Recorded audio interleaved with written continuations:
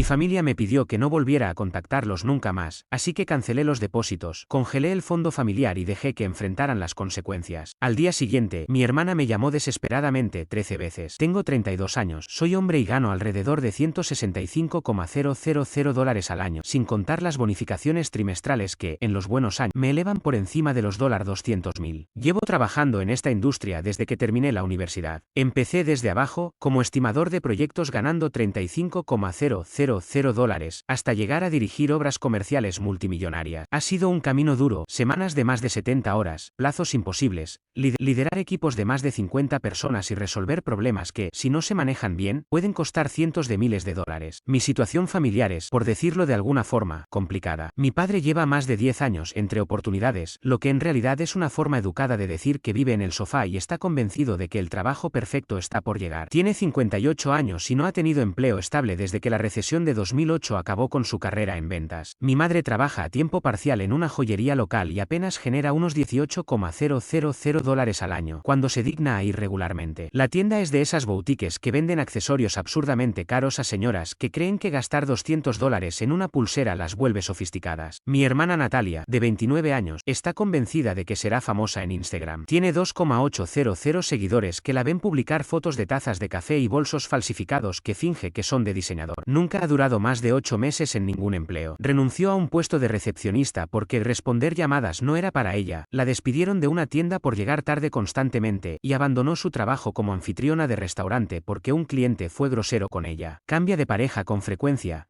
casi siempre según la cantidad de dinero que tengan o el auto que conduzcan, y tiene la misma noción de finanzas que un niño suelto en una tienda de dulces con una tarjeta sin límite. Pero claro, es la niña de la casa, la princesa que, según mis padres, no puede hacer nada mal, así que no se le puede criticar ni pedir responsabilidad. Hace unos 6 años, cuando mi carrera empezó a despegar de verdad, cometí lo que ahora reconozco como un error monumental: ayudar económicamente a mi familia. Al principio parecía algo natural. Mi padre necesitaba arreglar la transmisión de su vieja camioneta. Eran $2,800 y lo pagué sin pensarlo. Las tarjetas de crédito de mi madre estaban al tope por sus compras compulsivas, así que le cubrí los $7,200 que debía. Natalia se había quedado sin dinero tras gastar su sueldo en ropa nueva y estaba por ser desalojada. Cubrí su renta atrasada de $1,650. En ese momento, me sentía increíble. Era el exitoso, el que ayudaba, el que rescataba a su familia. Mis padres se mostraban orgullosos de mis logros. Natalia, incluso, respondía a mis llamadas y me trataba con algo parecido al respeto. Por un breve tiempo, parecía que éramos una familia funcional. Pero aprendí algo fundamental que desearía haber sabido antes.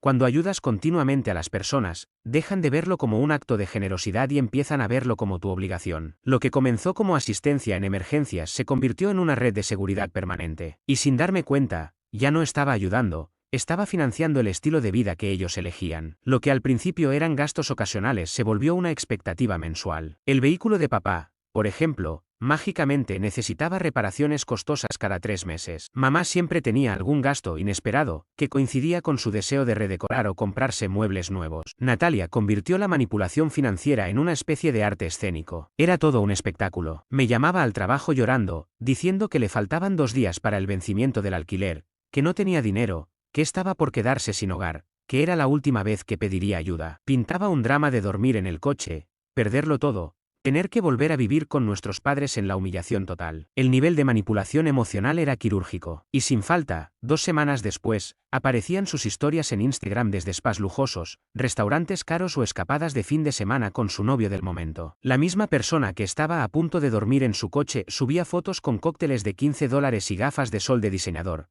como si jamás hubiera tenido preocupaciones financieras. Pero el verdadero problema era el tío Ernesto, el hermano mayor de mi padre, quien se autonombró el experto financiero de la familia. Este hombre se creía una especie de Warren Buffett porque trabajó un tiempo en una oficina de impuestos allá por los años 90. Desde que el abuelo Fernando falleció hace 5 años, él ha sido el fideicomisario principal del patrimonio familiar, encargado de administrar unos $385,000 en inversiones, propiedades y activos construidos con el trabajo de toda una vida. Su filosofía de gestión consistía, al parecer, en tratar ese legado como su fondo de entretenimiento personal. Viajes de juego a Atlantic City, un bote de pesca que no podía pagar con su jubilación, múltiples negocios fallidos que necesitaban fondos temporales del patrimonio. Todo financiado con el dinero que debía resguardar para el futuro de la familia.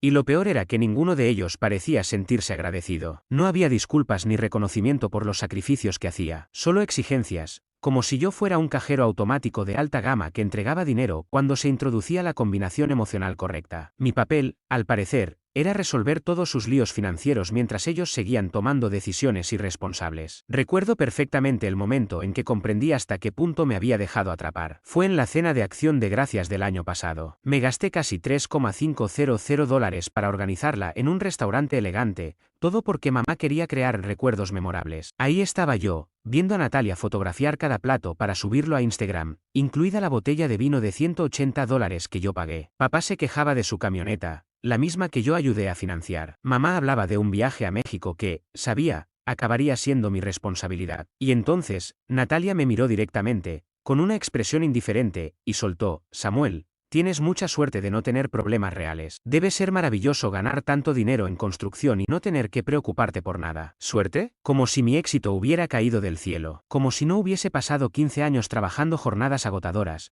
cumpliendo plazos imposibles, lidiando con insomnio y ansiedad por el estrés, actualizándome constantemente en nuevas tecnologías y estrategias de gestión, para que mi propia hermana lo redujera todo a un simple golpe de suerte. Ese fue el instante en que supe que necesitaba un plan de escape. Jamás imaginé que tendría que aplicar tan pronto lo que venía reflexionando desde hacía tiempo. Y fue justo ahí donde entró en escena mi mejor amigo, Leo. Él fue la única persona que desde el principio logró ver con claridad cómo mi familia me manipulaba. Nos conocimos en la universidad, en los cursos de ingeniería. Nuestra amistad nació en largas noches de estudio, entre cafés, fórmulas y esa terquedad compartida por salir adelante, a pesar de que veníamos de hogares donde el apoyo económico era prácticamente nulo. Al final, yo me especialicé en gestión de obras de construcción, mientras que Leo siguió un camino más emprendedor. Fundó una pequeña pero creciente consultora especializada en optimización de procesos y sistemas para empresas medianas. Leo tiene una especie de sexto sentido para detectar mentiras y manipulación. Tal vez lo desarrolló por todo lo que vivió de niño. Durante años observó cómo se desenvolvía la dinámica en mi familia, y nunca tuvo reparos en compartir sus preocupaciones, aunque siempre lo hacía desde el cariño, no desde la crítica. Hermano, tu familia te ve como un cajero automático con patas, me decía cada vez que yo mencionaba que había vuelto a pagar algo por ellos. ¿Hace cuánto que no te preguntan cómo estás? ¿Si te sientes agotado? ¿Qué metas tienes en tu carrera? Siempre es hola seguido de una nueva solicitud de dinero. Yo solía restarle importancia. Para mí,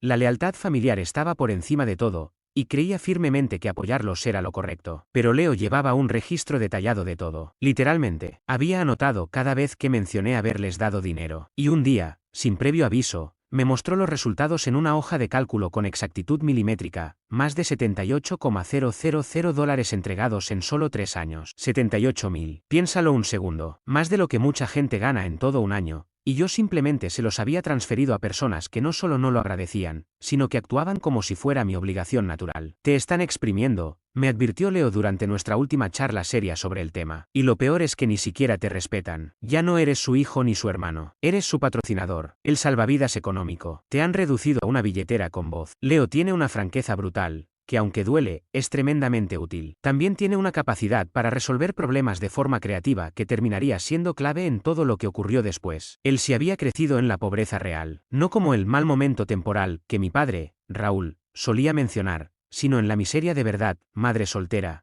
4 hijos, varios turnos al día entre limpieza y servicio de restaurante. Su padre los abandonó cuando él tenía apenas 11 años. Leo se pagó la universidad con becas, préstamos estudiantiles y turnos nocturnos en una gasolinera abierta 24 horas, aprovechando para estudiar entre cliente y cliente, muchas veces a las 3 de la madrugada. Así que cuando vio cómo mi familia se beneficiaba de mis logros sin aportar absolutamente nada a cambio, lo indignó profundamente. No por envidia, sino por justicia. Tu problema, me dijo una noche mientras jugábamos en línea, como solíamos hacer los fines de semana, es que estás usando una estrategia equivocada. Tú estás jugando ajedrez, y ellos, damas, usan las emociones para manipular, y tú respondes con lógica. Ellos te cuentan una historia triste, y tú les das un cheque para resolverlo. Estás permitiendo que usen tus propias reglas contra ti. Entonces, ¿qué sugieres? Que dejes de jugar a su ritmo y empieces a pensar como estratega. Eres un jefe de proyectos, ¿no? Solucionas problemas complejos todos los días, coordinas equipos, prevés errores. Pues empieza a tratar tu situación familiar como si fuera un proyecto más que necesita ser resuelto. Me reí al principio, pensando que exageraba, pero esa conversación plantó una semilla. La idea de aplicar a mi familia el mismo enfoque analítico que usaba en el trabajo era tan lógica como aterradora. Y 2 semanas más tarde,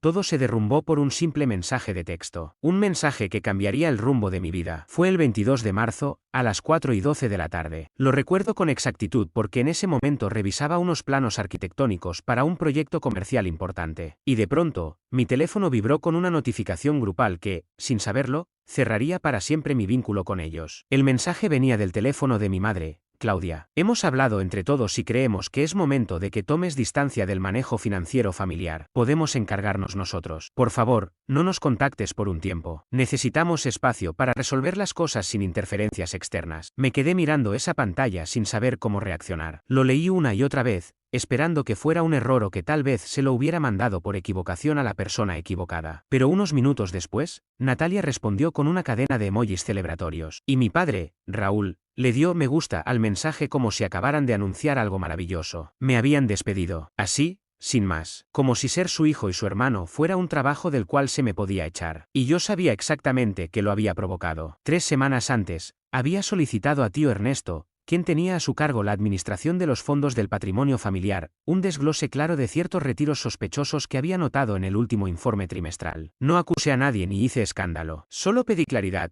¿Podrías explicarme estos movimientos y para qué se usaron? Al parecer, pedir rendición de cuentas sobre el dinero que dejó abuelo Fernando era considerado una invasión a su privacidad. Para ellos, fue un acto de control que atentaba contra su autonomía. Mientras más lo pensaba, más rabia me daba. Estas personas me habían usado durante años como su respaldo económico, esperando que financiara sus decisiones sin recibir en retorno ni una pizca de apoyo real. Y el día que pregunté algo tan simple como ¿en qué se está usando el dinero del abuelo?, me convirtieron en el enemigo. Lo primero que hice fue llamar a Leo. Tenía las manos temblando mientras marcaba su número. Esto no puede ser real, dijo en cuanto le leí palabra por palabra el mensaje. Lo hicieron. Te dejaron fuera como si fueras un empleado que pueden despedir sin más. Yo tampoco podía creerlo. Después de todo lo que hice por ellos, de todo el dinero que aporté, de cada favor. Detente ahí, me interrumpió Leo con firmeza. Esto es, de hecho, lo mejor que podía pasarte. Te acaban de dar la justificación perfecta para cortar por completo. Ya no hay dudas. Mostraron exactamente quiénes son y lo que sienten realmente por ti. ¿Y la lealtad familiar? ¿Dónde queda eso? ¿Lealtad? ¿Te refieres a tu hermana publicando historias en redes desde destinos lujosos mientras tú cubres sus gastos básicos? ¿O a tus padres,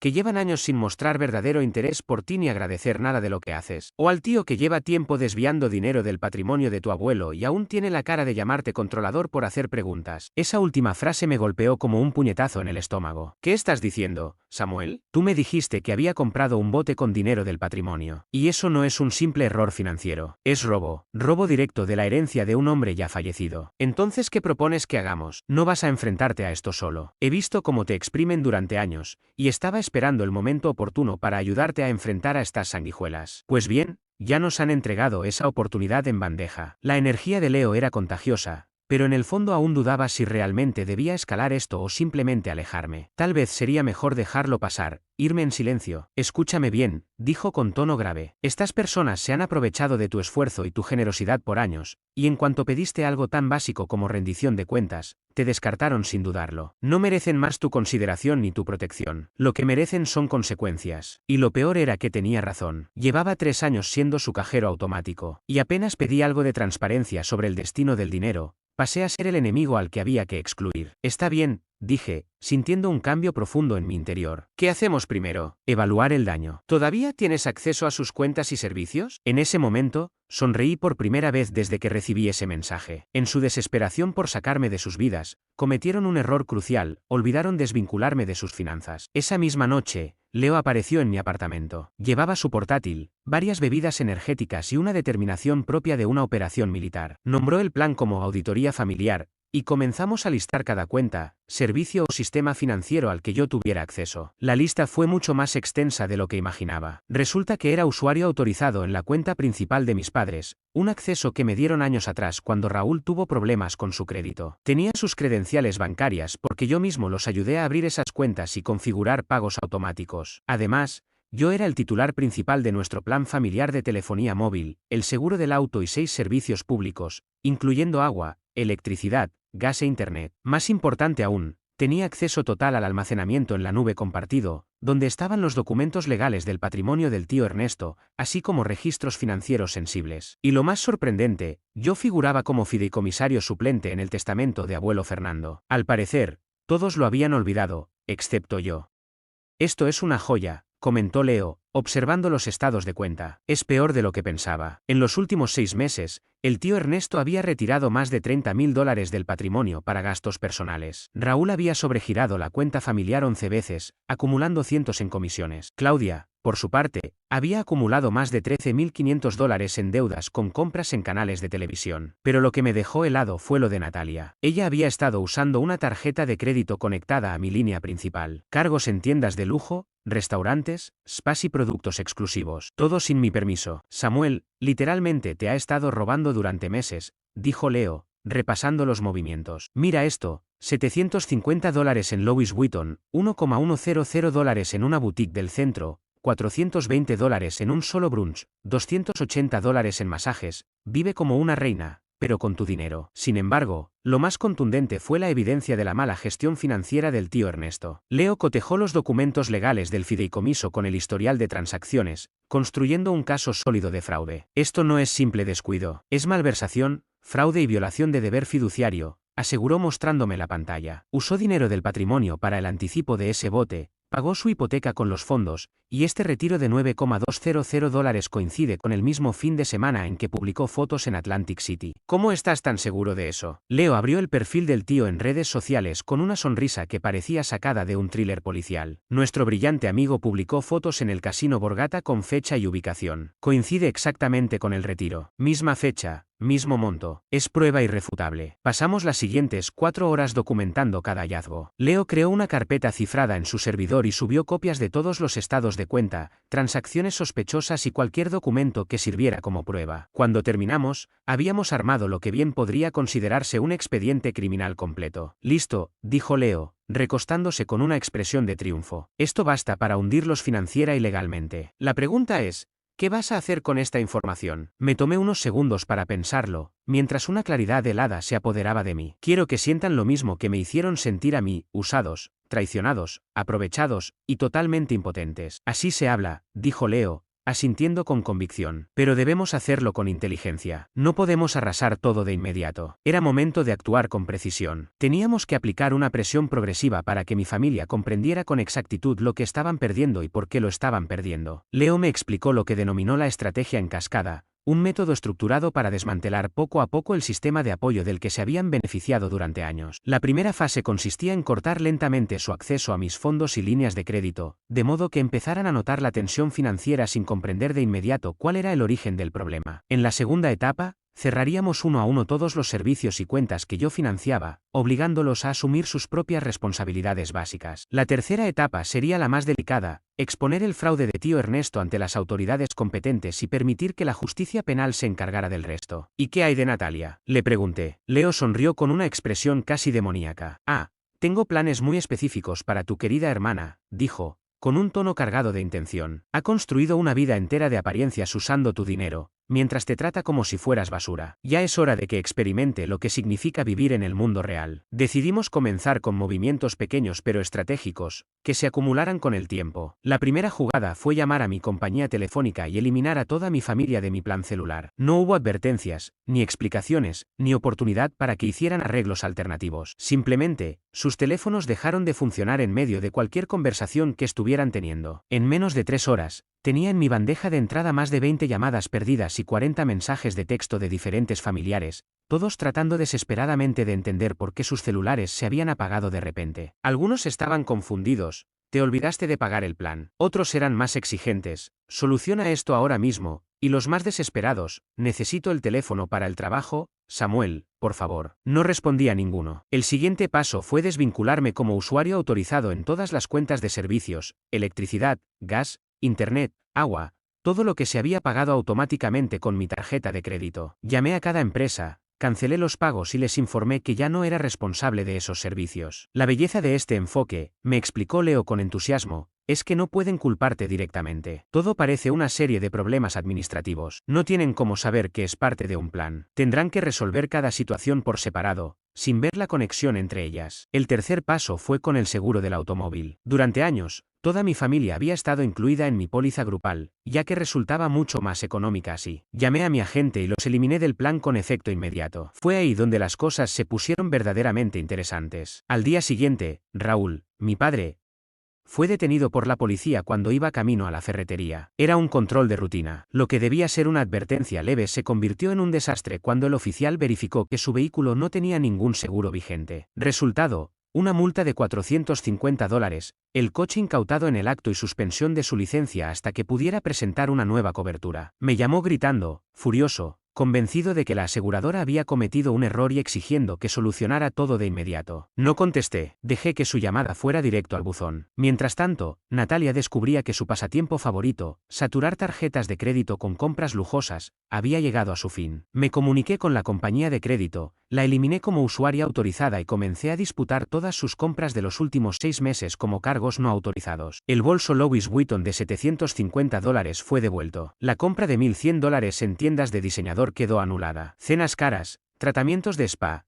y un sinfín de lujos desaparecieron de un plumazo, devueltos por los mismos comercios que habían procesado las compras. Pero lo mejor fue lo que Leo hizo con su presencia en redes sociales. Natalia había construido toda una imagen pública basada en una vida de lujos y éxito. Publicaba constantemente ropa de marca, cenas exclusivas, viajes costosos, todo perfectamente editado para parecer que llevaba una vida aspiracional. Pero cada uno de esos elementos había sido financiado con mi dinero. Ahora que había cortado esa fuente, no podía mantener la fachada. Leo, que es un estratega nato, había estado recopilando capturas de pantalla de sus publicaciones durante meses, armando un archivo detallado de su vida falsa. Cuando ella empezó a publicar contenido en tono de víctima, hablando de gente envidiosa que quiere destruirla, él activó varias cuentas anónimas y comenzó a comentar en sus publicaciones con pruebas visuales. ¿No es ese el mismo bolso Louis Vuitton que devolviste la semana pasada, acompañado de una imagen de ella en el mostrador de atención al cliente? Amando ese estilo de vida de diseñadores. Por cierto, ¿cómo va el puntaje de crédito de tu hermano? Ojalá yo también tuviera un hermano que pagara mis masajes. Todo con capturas de los cargos disputados. Era un espectáculo digno de ver. En cuestión de días, la sección de comentarios de sus publicaciones se convirtió en una zona de guerra,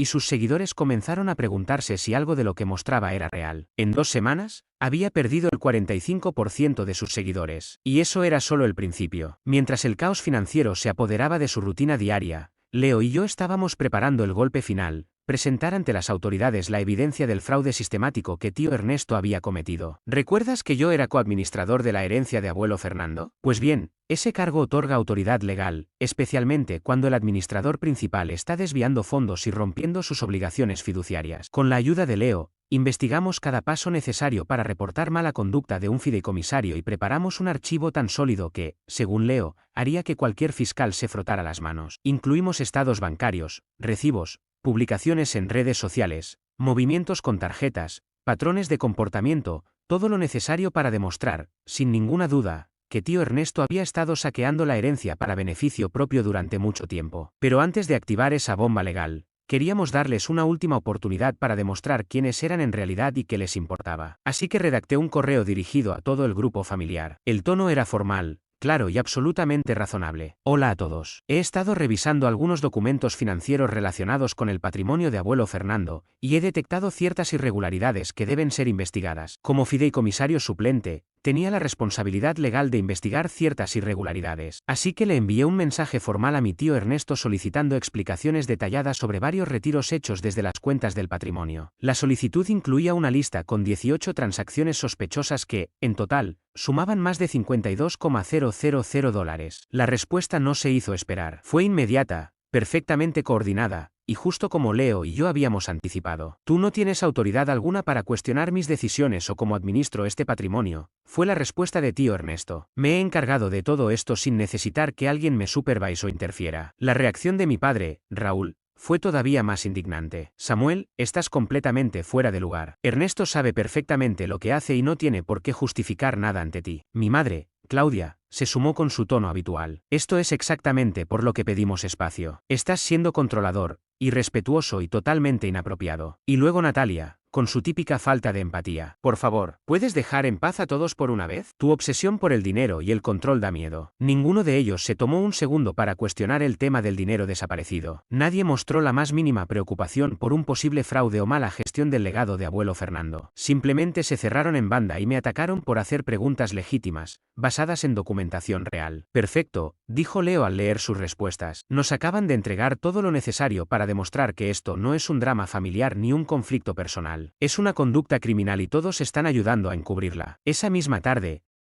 presenté denuncias formales ante la oficina del fiscal general del Estado, alegando negligencia del fiduciario, mala praxis en sus funciones y posibles actos de malversación. También envié toda la documentación al fiscal del distrito local y a la División de Investigación de Fraudes del IRS. ¿Cuánto crees que tardarán en darse cuenta de lo que está pasando? Le pregunté a Leo. Por lo que he visto en otros casos, en menos de 48 horas Ernesto recibirá una llamada bastante incómoda por parte de un abogado del gobierno. Los fraudes en herencias se toman muy en serio, especialmente cuando hay tanta evidencia documentada. Y, como de costumbre, Leo no se equivocó. Justo 2 días después, mi padre me llamó, completamente alterado. Samuel, ¿qué hiciste? La policía quiere hablar con Ernesto por la gestión del patrimonio. Han congelado todas las cuentas. Tu madre está fuera de sí. No entendemos nada. He cumplido con mi deber, respondí con calma. Reporté lo que la ley me exige cuando un fideicomisario suplente encuentra evidencia de malas prácticas. Ni más ni menos. Pero Ernesto dice que todos los retiros eran legítimos. Papá se robó más de $52,000 del patrimonio de abuelo Fernando para comprarse un bote y pagar sus deudas de apuestas. Las cuentas no fueron congeladas por venganza, sino porque tu cuñado cometió varios delitos y violó sus obligaciones legales. Del otro lado de la línea, hubo un silencio absoluto. Tenemos que hablar de esto.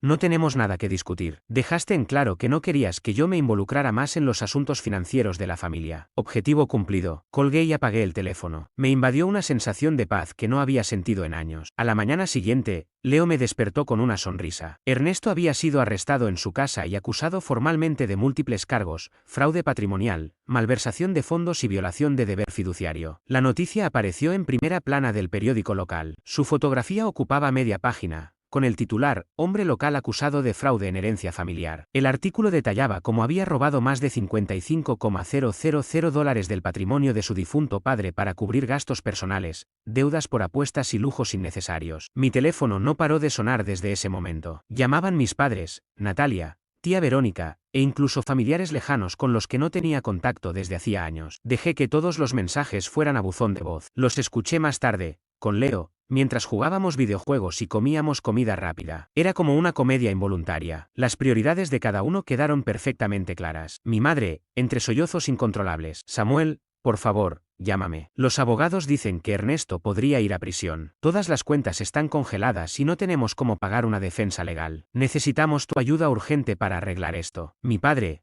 con un tono derrotado: Hijo, sabemos que no manejamos esto de la mejor manera, pero seguimos siendo familia. Ernesto cometió errores, sí, pero no merece acabar en la cárcel. ¿No podrías retirar los cargos y resolver esto entre nosotros? Natalia, desesperada: Esto es una locura total. Ernesto no es un criminal. Solo cometió errores con el dinero. Además, me quitaron mis cosas, arruinaron mi crédito y no puedo ni comprar comida. Arregla este desastre. Y la más reveladora fue tía Verónica, esposa de Ernesto. Samuel, no sé qué crees que estás logrando, pero estás destruyendo esta familia. Rick es, en el fondo, un buen hombre que se equivocó. Si tuvieras un poco de decencia o lealtad familiar, estarías ayudándonos, no atacándonos cuando más lo necesitamos. Leo y yo nos reímos con incredulidad mientras escuchábamos todo eso. Ninguno asumía responsabilidad alguna. Nadie se disculpaba por cómo me trataron ni por haberme utilizado durante años. Siguen sin entender lo que está ocurriendo, comentó Leo, divertido. No les molesta lo que le hicieron a tu abuelo o a ti. Les molesta que, por fin, eso tenga consecuencias. ¿Crees que deba responderles? Todavía no. Déjalos un tiempo más. Necesitan darse cuenta, de verdad,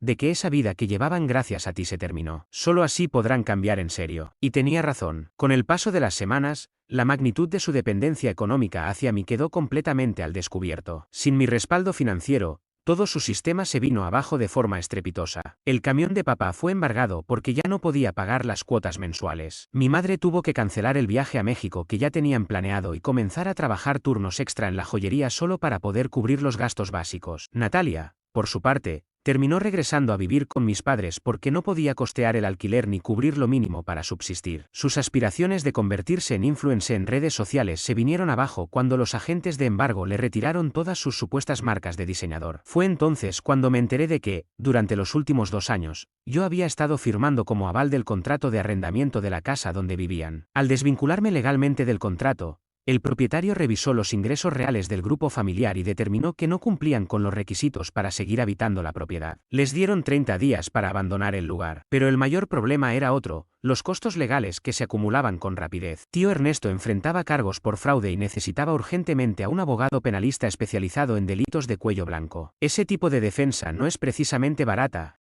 Las estimaciones iniciales rondaban los $35.000. Con sus finanzas completamente destrozadas, no tenían ninguna posibilidad de afrontar ese gasto por cuenta propia. Fue entonces cuando mi padre, Raúl, finalmente dejó de lado el poco orgullo que le quedaba y vino a buscarme en persona para hablar. Era sábado por la tarde y me encontraba trabajando desde casa. El timbre sonó. Al revisar las cámaras de seguridad, vi a mi padre en la puerta. Parecía haber envejecido 15 años en el último mes. Llevaba puesta una camisa arrugada, el cabello en completo desorden y una expresión que gritaba derrota. Muy lejos del hombre que años atrás me sermoneaba sobre el deber familiar y saber cuál era mi lugar. Decidí dejarlo esperando allí durante 10 minutos, observando desde el monitor cómo se movía con nerviosismo, ensayando una y otra vez lo que probablemente era su discurso. Finalmente abrí la puerta. «Samuel», dijo con voz apenas audible, «por favor, necesitamos hablar». ¿Hablar de qué exactamente? ¿Sobre Ernesto? ¿Sobre cómo se vino abajo todo lo de la familia? ¿O sobre lo equivocados que estuvieron todo este tiempo? Lo dejé pasar a la sala, pero no le ofrecí asiento ni nada de tomar. Se quedó de pie, incómodo, mirando mi sala bien decorada, los dispositivos electrónicos de alta gama, mi vida claramente estable, todo lo que había logrado construir desde que dejé de mantener económicamente a otros adultos. La verdad es que arruinamos todo, dijo con un temblor en la voz. Te fallamos durante años, abusamos de tu generosidad y cuando intentaste ponernos límites, te excluimos como si no valieras nada. Lo sabemos, y aunque no lo merecemos,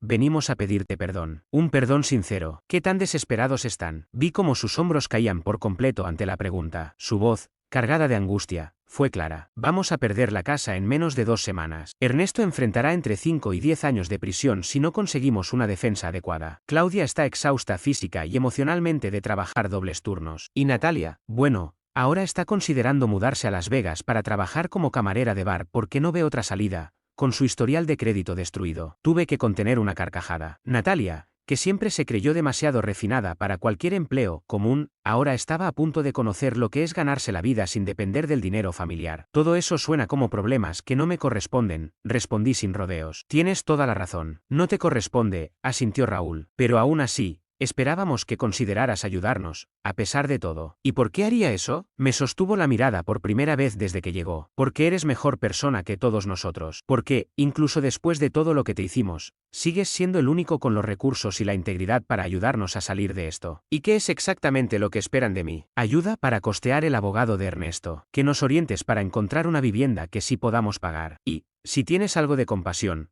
que nos permitas volver a formar parte de tu vida. Fingí reflexionar por unos segundos, lo justo para que la esperanza se le asomara en los ojos. No, dije con firmeza, ustedes no pueden pasar 3 años tratándome como un cajero automático con patas, eliminarme de sus vidas cuando empiezo a exigirles responsabilidades, y luego volver rogando ayuda cuando todo se desmorona. Así no funcionan las cosas. Pero nos disculpamos, estamos sinceramente arrepentidos. Se disculpan ahora porque están desesperados, no porque realmente comprendan lo que me hicieron. Si Ernesto no estuviera enfrentando cargos, si no hubieran perdido el control de sus finanzas, si todavía pudieran mantener su estilo de vida sin mí, ¿estarías aquí pidiéndome perdón? ¿O seguiría siendo el problemático que incomoda con sus preguntas? No respondió. Sabíamos la respuesta. Esto es lo que va a pasar, continué con tono definitivo. Ernesto va a declararse culpable y pasará un buen tiempo en prisión, porque es un ladrón que estafó al patrimonio de su propio padre fallecido. Tú y mamá se mudarán a una vivienda que puedan pagar con sus ingresos reales. Natalia buscará un empleo de verdad y aprenderá cómo funciona la vida sin el respaldo económico familiar. Y ustedes vivirán las consecuencias de haberme tratado como un estorbo durante años. ¿Y tú qué harás? Yo seguiré con mi vida, rodeado de personas que me valoran como ser humano, no como una fuente de dinero. Empezando por Leo,